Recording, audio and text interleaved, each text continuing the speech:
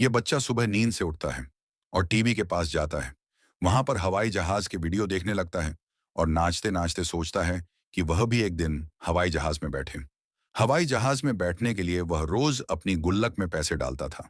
तभी उसकी माँ कमरे में आती है। माँ उससे कहती है, बेटा, बाजार जाकर सब्जियां ले आ। 250 ग्राम टमाटर और 250 ग्राम आलू ले आना।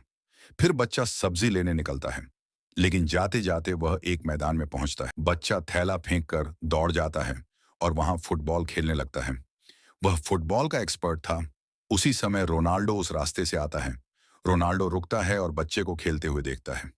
रोनाल्डो बच्चे का खेल देखकर बहुत खुश हो जाता है और बच्चा भी रोनाल्डो को सामने देखकर खुश हो जाता है। इसलिए गोल करने के बाद और भी जोश से गोल करता है। फिर बच्चा थैला उठाता है और बाजार चला जाता है। रोनाल्डो दूर से मुस्कुराता है क्योंकि उसे फुटबॉल से प्यार था। बच्चा सब्जी लेकर घर आता है। उसकी माँ बर्तन धो रही थी। अचानक माँ गिर जाती है। बच्चा डर कर माँ को उठाता है और अस्पताल ले जाता है। नर्स कहती है, बहुत गंभीर हालत है, इलाज के लिए पैसे चाहिए। बच्चा घर भागता है। कमरे में जाकर अपनी गुल्लक तोड़ देता है।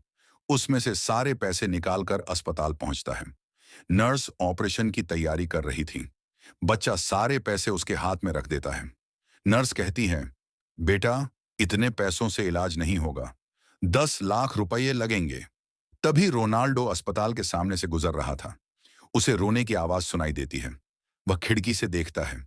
वहां वही बच्चा था। बच्चा नर्स से रोते हुए कह रहा था, मैंने सारे पैसे दे दिए, बस मेरी मां को बचा लो।